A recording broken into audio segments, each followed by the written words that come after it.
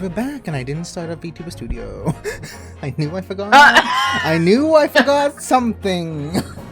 Okay, it's just Trank here. I'm taking over the show. Moth is just your conscience. Dead. No. So, do you know what happened last time? Sorry, I was drinking water.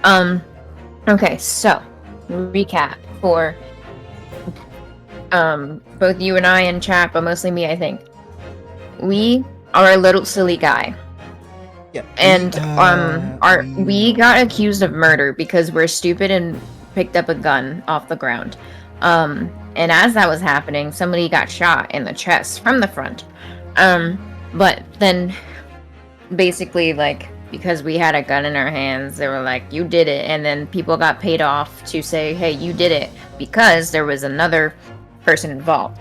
And also, we are in Japan, we are Japanese. The murder victim is an English professor.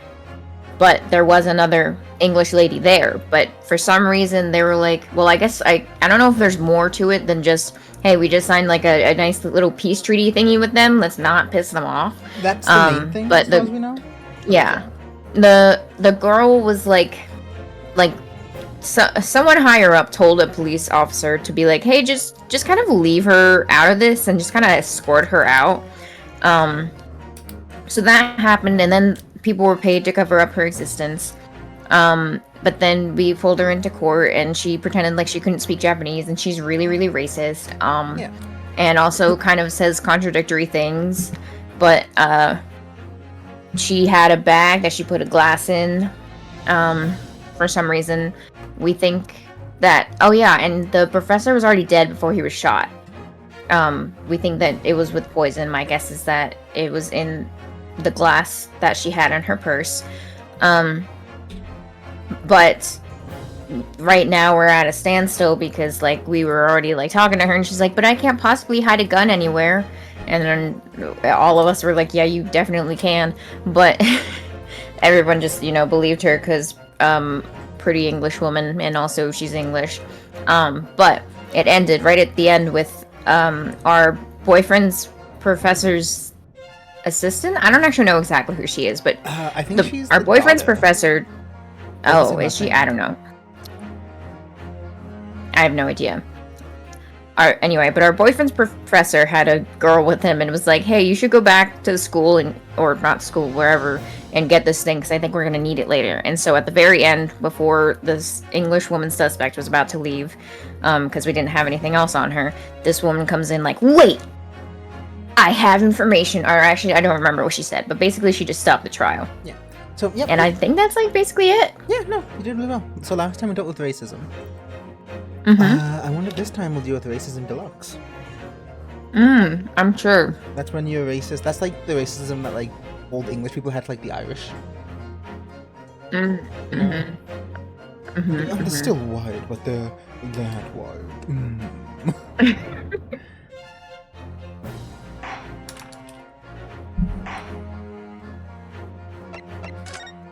Oh, and you forgot about Ouchie. You can never forget about Ouchie. Oh yeah, we're going up against the Ouchie, who's the other lawyer, and he kind of sucks. He sounds a little bit like SpongeBob. He's also a very like weird, interesting character because sometimes like he seems to generally want the right thing, but sometimes he's also a stupid idiot who will just kind of let his ego get in the way, or will like fall to his knees for the English woman because she's English. I think the thing with him is he generally like wants the right thing, but he is he's like, one, he has a big ego. Two, he is the world's biggest brown noser. Yeah. He's just a little bit of a dick about it. Yeah. So. And also, it has the like holier than thou, I'm better than you mindset, basically, even though we've proven him wrong multiple times. Yeah. Okay. Time to reprise my role. Well, I understand you are the judicial assistant to the defense, but why is this sudden ingress into my courtroom? A judicial assistant, and a woman, no less. Ooh, we got some sexism sprinkled The in here. rules state that females are not permitted into the court of law, other than to testify. Awful. Oh yeah, I was her. I forgot about that. Now that I'm like looking forward to the game. Well, looking forward, but like kind of knowing what happened after this. Because I played the start of the next case. I've accidentally kind of made you the entire main character party. I was wondering, because when I was looking up the image to draw my Fugi, I thought that she was on like the cover of it, and I was like, oh, is she going to be a recurring character? But you know what? That's fine. Yes, I fully understand. I ask only for 5 minutes of time. I have some vital evidence that I must hand over to the defense. You're too late, little girl. The trial has already been concluded. 5 minutes. I will not allow a moment more. But, Your Excellency! I am most grateful. Also, the soundtrack's a banger. Well, how'd you get in here? Who exactly are you? I'm sorry, there's no time. Please, simply accept this for now. What is it? A report about something? Hey, EXO. Written in English. Hi, EXO. How are you? It's Giselle Brett's research. Exclamation point! The English woman's? I wouldn't call this law. Trank had a whole thing how this isn't law. I mean, it is law just done poorly. Like, oh, let me rephrase. Trank had a deserved thing. At the end of the day, like, they, ended up doing, like, the thing. But, like, I guess in their defense, they're just starting out or whatever, but I kind of went into a whole rant the last time. Anime-ish law, not Amish. Amish. That's why. Oh, I guess I'm doing deluxe racism today. Yeah.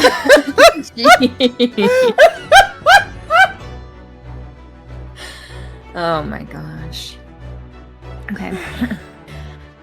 Close enough, I guess. Oh boy. I hope I didn't offend any of my Amish viewers. After the trial, wait, actually, isn't Amish the one that they don't have electricity or? Yeah, they don't use technology. Yeah, so if you had an Amish viewer, I guess they're not Amish. I don't know what's going on there. If I have an Amish viewer, no, I don't. Okay. After the trial resumed earlier, I hurried back to the university. I went to Dr. Wilson's laboratory in the medical faculty and borrowed this paper. Oh, yes. That's right. Miss Burt was studying under the professor. Wasn't she? So, does this research, whatever it is, have something to do with the case? I'm afraid I don't know. Really?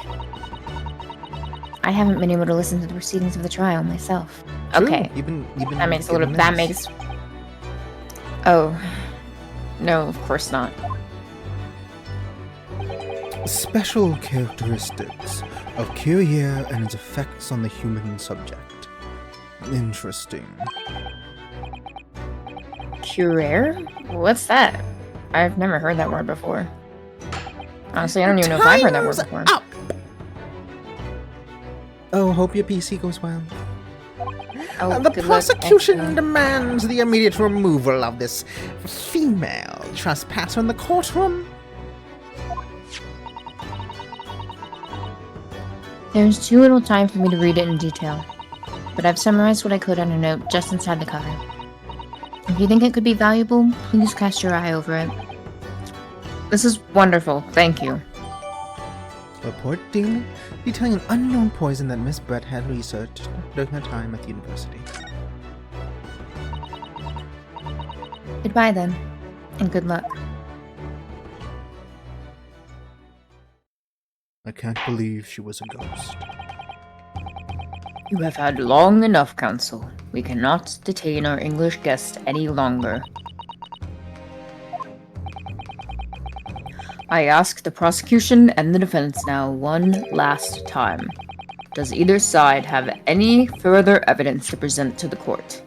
I presume not, but... I want to see what's in the report. A poison made from the bark of certain trees in the jungles of South America. The hunters of the region have used it since ancient times to incapacitate their prey. Instant paralysis of the entire body and subsequent death, even in minute doses. Out of entry, the above-mentioned effect occurs when poison enters the body through a wound, such as that inflicted by a target. Due to the ability to render the human body paralytic, it is believed that the toxins could have applications as an anesthetic. However, a solution for the respiratory arrest caused as a result of the full body paralysis must be found first, or patients would suffocate themselves.